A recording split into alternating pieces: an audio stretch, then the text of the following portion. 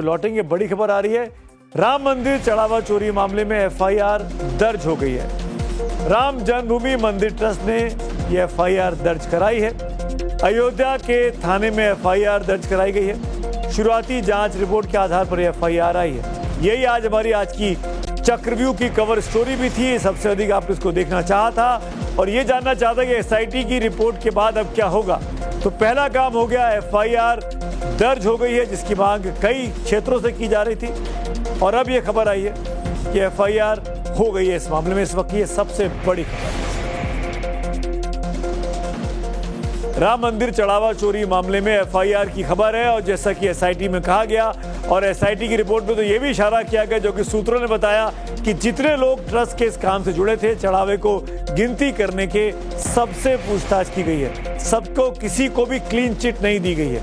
वो तमाम चीजें निकलने के बाद जब एसआईटी की रिपोर्ट आई, उसके बाद अयोध्या में एफआईआर करा दी गई है। विश्व हिंदू परिषद के सबसे बड़े नेता आलोक कुमार ने भी इसको कहा था कि अब जल्द से जल्द एफआईआर होनी चाहिए और 3 से 4 महीनों के भीतर पूरी जांच होकर जो बदमाश लोग हैं जिन्होंने चोरी की है उनको सजा मिलनी चाहिए और सब कुछ सामने आना चाहिए। आखिरकार राम मंदिर को लेकर तमाम करोड़ों से जो राम भक्त थे उनको आघात लगा था कि आखिरकार उनके मेहनत की कमाई के चढ़ावे का चोरी कैसे हो सकती है। मेरे सहयोगी मनीष यादव मेरे साथ है। मनीष, क्या है इस एफआईआर में कुछ खास बात?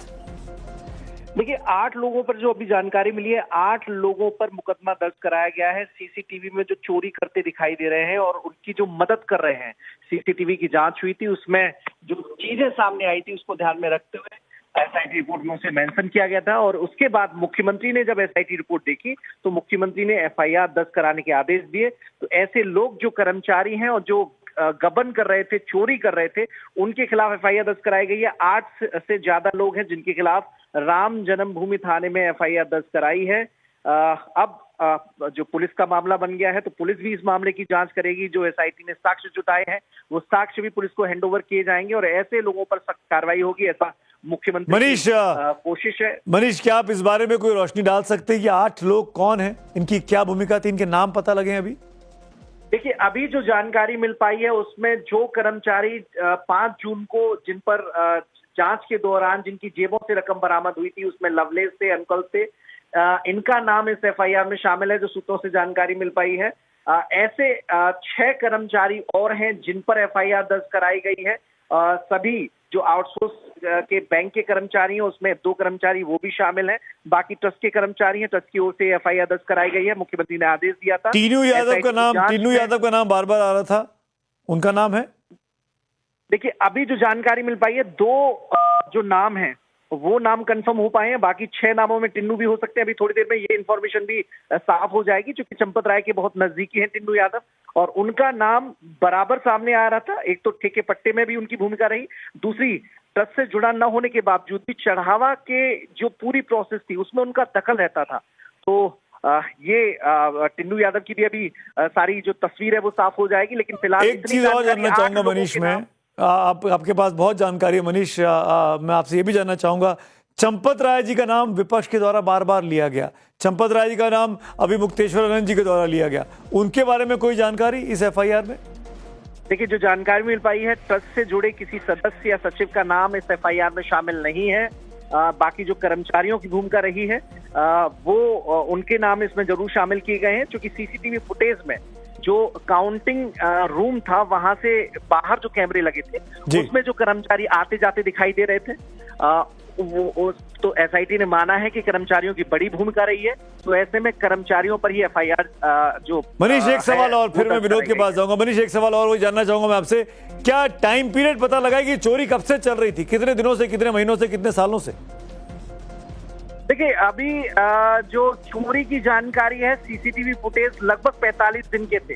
तो 45 दिन में जो लोग आते जाते रहे, उस काउंटिंग सेक्शन से जुड़े रहे, तो ऐसे में एसआईटी ने माना है कि 45 दिन का तो साक्ष्य है, लेकिन 45 दिन से पहले भी ये संभावना हो सकती है कि लंबे अरसे से चल रहा हो, लेकिन किसी समय सीमा के दायरे में से नहीं बांधा गया। बहुत बड़ी खबर आप दे रहे हैं मनीष इस वक्त यहाँ पर, और ये बड़ी खबर आ रही है इस पूरे मामले में, राम मंदिर की चढ़ावा चोरी के मामले में अब एफआईआर हो गई, जिसका मांग लगातार विपक्ष भी कर रहा था। सब चाह रहे थे कि पता चले कि आखिरकार कौन है जो मेहनत की कमाई का, जो आस्था की कमाई का जो पैसा था, जो चढ़ावा चढ़ता था राम मंदिर पर, उसको चुरा कर लेकर जा रहा था। मेरे साथ मेरे सहयोगी विनोद भी जुड़ गए। विनोद, मैं आपसे पूछना चाहूंगा 8 नामों के बारे में आप हमको और क्या क्या जानकारी दे सकते हैं? कुछ नाम मनीष बता रहे थे, क्या आप कुछ और नाम ऐड कर सकते हैं? देखिए, जो सबसे बड़ा नाम इसमें है, जिसको लेकर सबसे ज्यादा चर्चा थी, वो टिन्नू यादव का ही था।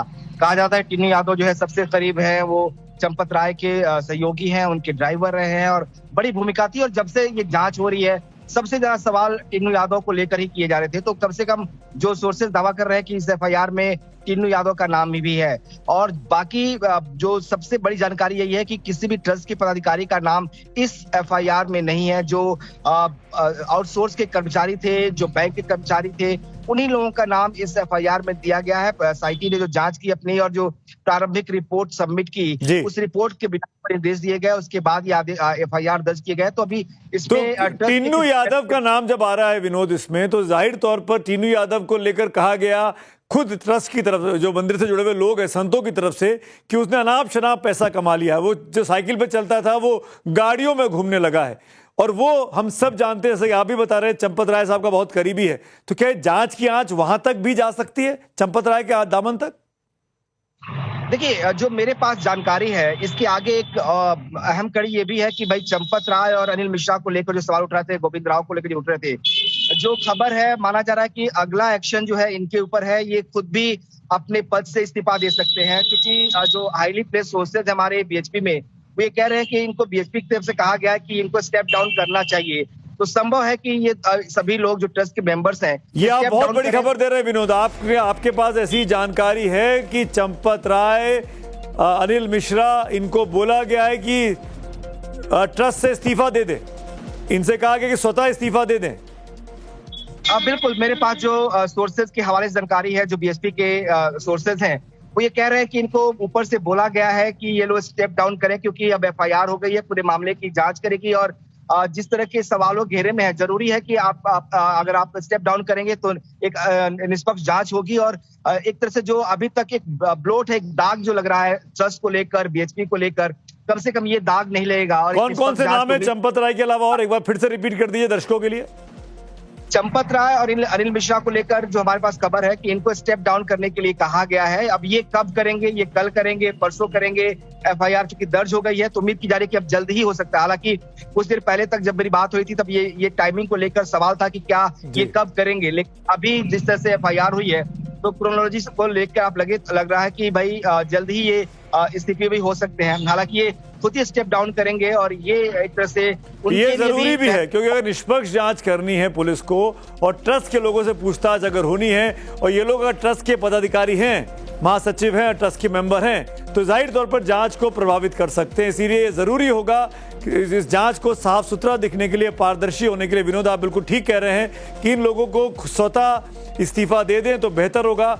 ना केवल ना इसके बाद जो विश्व हिंदू परिषद है, जो कि जिस पूरे मामले पर उसकी टांग खिंचाई चल रही है कि आपके सदस्यों पर जांच आई है कि उसने चंदा चोरी की, चढ़ावे की चोरी की, उसके लिए जरूरी होगा कि इन लोगों को उस जगह से दूर हो जाना चाहिए जब तक जांच चल रही है। जांच में अगर दोषी पाए गए तो सजा होगी, और निर्दोष पाए गए तो वापस अपने पदों पर आ सकते हैं। बहुत बड़ी जानकारी इस वक्त मनीष ने और विनोद ने हमको लखनऊ से दी।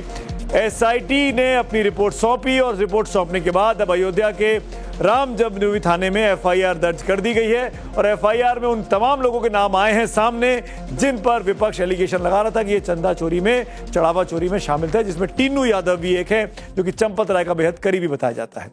कार्यक्रम